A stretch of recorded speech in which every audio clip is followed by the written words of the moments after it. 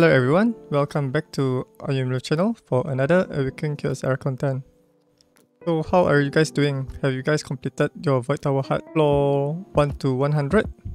Or are you guys stuck in a certain stage, such as like the Lightwing Zachary on floor I think 60 and 70? If you're stuck there, I've found a new way on how to beat it easily using a different team instead of using like pure damage nuker. So let me show you the team. Let me head over there.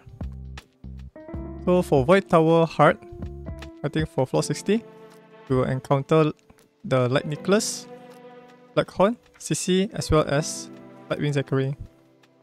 Many players here would have difficulty because Lightwing Zachary keeps on getting his bonus turn, around about 50% of the chance each time you hit him. There are a couple of strategies and formation as you can see here, and one of them is using like a tank team, and instead of using damage such as like Gangelo, base attack and those things, I'll be using a poison team like the one shown as G money here, which is like Gangelo, Mytheasia, Santis, but instead of Yolanda, I'll be using Hakrin, the blue dwarf guy with the mustache. Yolanda is also quite good hero if you're able to get her from the tavern by trading your, I think, the guild tokens for her. So for floor 60, I use Gangelo, Mytheasia, Santis and Hakrin. Gangelo and Santis here are basically my main poison damage dealers that deals damage to the enemies, so regardless of how much health they have, the poison will always deal a consistent of 3% damage based on their max health. And with Gangelo Ascension 2, they will be able to deal double damage. So instead of 3%, you will deal 6% of the max health as damage.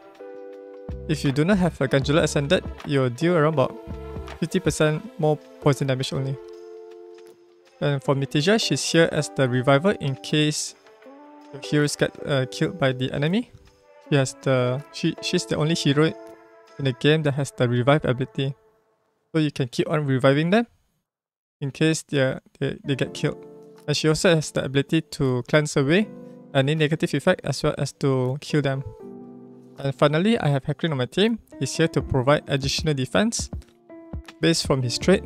If you have ascended him like 2 times, you provide 20% more total stats from his defense stats. And with Hakrin, right, if you get him around about 3000 defense stats, Lightwing Zachary will not be able to nuke any of your heroes unless Cece attached to him. So for the spells, I have Water Prison and Agile Leap. Water Prison is to prevent the enemy from taking their turn, basically forfeiting their turn during that round. This is very useful, especially against Blackhorn, if you are trying to prevent him from using his ultimate ability, and special ability that allows him to summon a totem to cleanse away your poison debuff. Agile Leap is here to skip one of your hero's turn and provide additional turn to another hero that you want them to take. So for instance, I have Mytheasia here. She will be going last, and she will use this Agile Leap to provide additional turn to either like Gangelo or Santis so that they can apply more poison. So that's basically the gist of it, this team, and this team will work for all of those, I think floor 60 and floor 70 as well. So at the start of the battle, I have Gangelo to perform his AoE abilities, followed by Santis, so that when the enemy has 1 stack of poison applied by Gangelo's ultimate, then Santis will be able to apply 2 stacks of poison, one from her ultimate AoE attack and another one will be from her trait.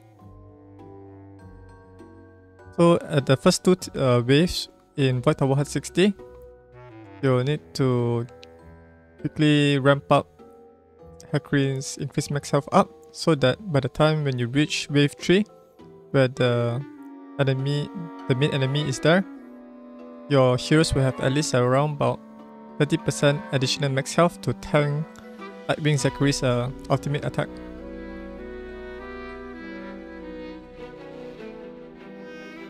And I highly recommend you to reserve your Water Prison as well as Agile Leap for wave 3.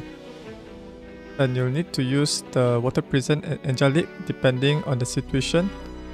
Where the enemies, where you can prevent the enemies such as like Blackhorn from using his ultimate ability to heal his allies.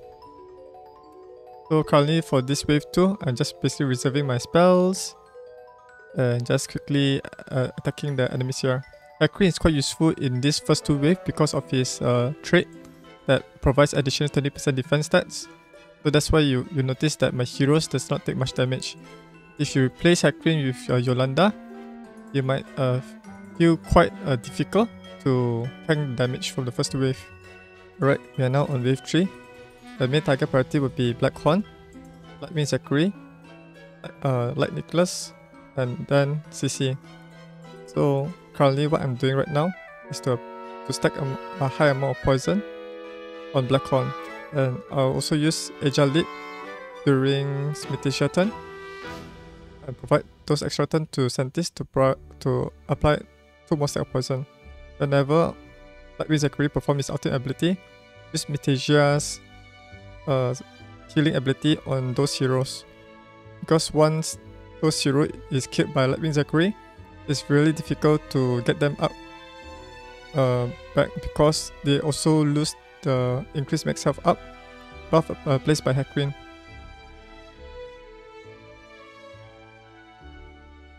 So while you're taking down Blackhorn, it's very important to save your Water Prison as well as Hakrin's Totem Slam, the one that can taunt the enemy. These are used to prevent the hero from using their special ability and ultimate ability here. So for the first few rounds, I did not manage to get those crowd control spells and ability ready. Hence, that's why Blackhorn was able to survive those attacks, as he was able to summon his totem to heal himself and cleanse away those negative effects.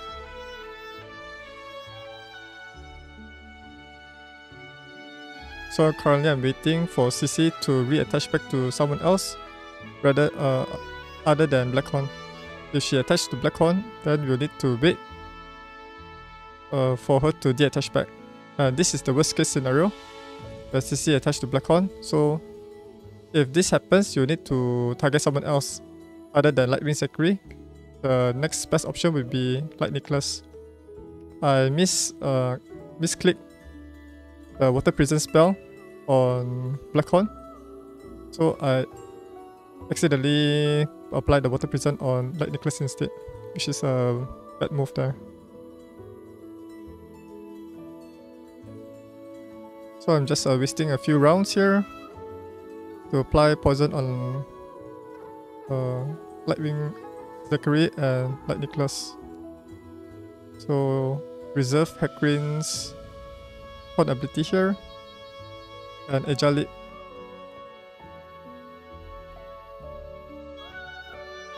As usual, heal your allies when they are nuked by Lightwing Zachary. Alright, Cece already deattached from Blackhorn.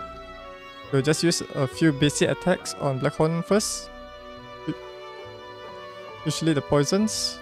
And once Cece attached to either Lightwing Zachary or Light Nicholas, then we'll restart the process again to apply poison on Blackhorn and crowd control him. Alright, this is the best scenario. Cece attached to Nicholas now. We'll stack as much as poison as possible on Blackhorn and use Agile Leap during Mytheasia turn to provide additional turn to Santis. And use a basic attack to apply 2 more stacks of poison. And always check the information tab to take note on when Blackhorn's ultimate ability and summon ability is ready. So once it's ready, right, use the Water Prison and Hakrin's Taunt to prevent him from using them. Alright, he heals. Alright, check again.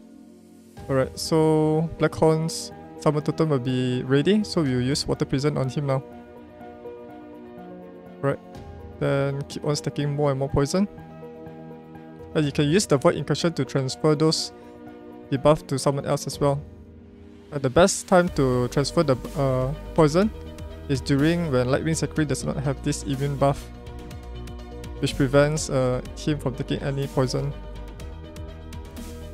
And since Cece is not attached to Lightwing Zachary, we can quickly use this opportunity to apply poison on him. So we can bring down his health below 50% and then target Lightwing Nicholas. Alright. As long as we don't attack Lightwing Zachary, we will be safe. So the next strategy here is to stack at least 6 poison stack on Nicholas. And then transfer all those poison debuff using Santis Void Incursion here. Right, stack more poison, then transfer them. And that's how you kill Lightwing Zachary. Right, so now we are left with Nicholas and Cece. You'll need to remove those ability ineffective from Cece by attacking her using the basic attack. Right, you'll need to prevent Cece from attaching to Nicholas now. So we can use like the Water Prison or Hakrin's Taunt. Okay, we'll taunt Cece now. Then apply more poison. We'll reserve Gangelo's special ability that can remove the positive effect from Nicholas once the shield is down.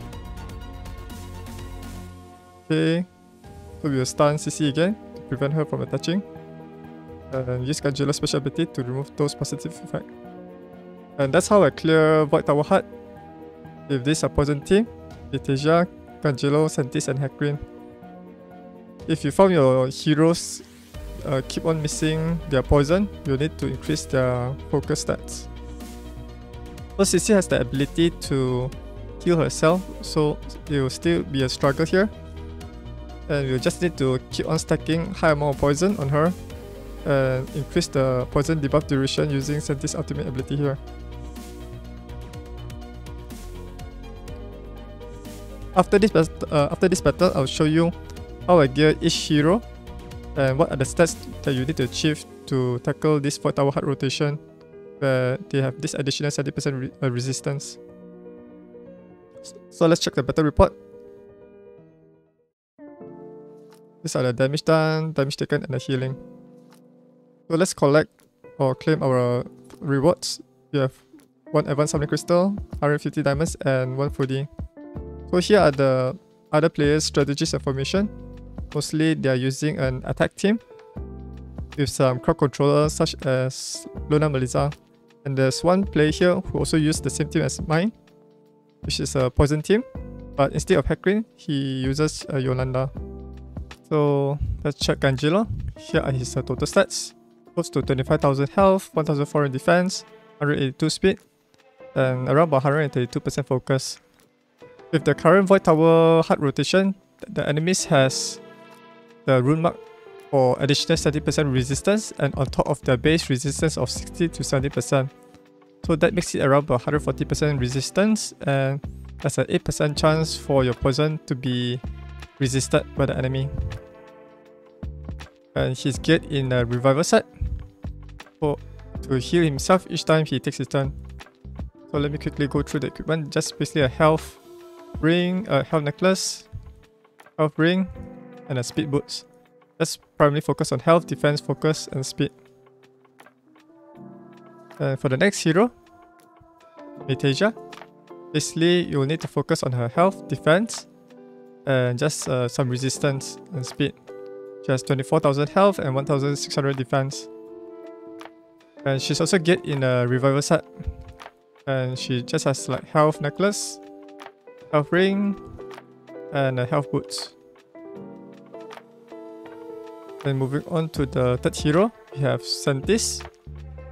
So these are Santis' total stats: 21,000 health, 1,500 defense, 180 speed. She's speed tuned to go second in the team, so that Gangelo will apply 1 stack of poison, then she'll be able to apply 2 stack of poison with a trade. So she also have close to 140% focus to apply her poison. She's also get in a revival set to heal herself. So this is a health necklace, health ring, health boots. And finally we have a Hakrin here. So these are Hakrin stats: 22,000 health, 3,200 defense, and 30% focus. He needs focus in order to taunt the enemy using his special ability. And his speed tune, I think, to go last, I think. Not sure which one is faster, Mytheasia or Hakrin. You need his Totem Slam along with the Water Prison to crowd control like Blackhorn or Cece. Alright, so that's it for this video. I hope you learned a thing or two in order to form your poison team in case you have Gangelo and Santis as well as Mytheasia from the rookie summon to build this poison team for Void Tower Heart. And if you enjoyed this video content, be sure to like, subscribe, and leave a comment below if you need any help. And do share to your friends in case they also need something like this team to clear the Void Tower Heart. If you'd like to support my work, you can become a patron at patreon.com/Ayumilove to contribute there. And to learn more about Awaken Chaos Era content, be sure to visit my website at ayumilove.net and read more about it. And thanks for watching, and I'll see you guys in the next video. Bye!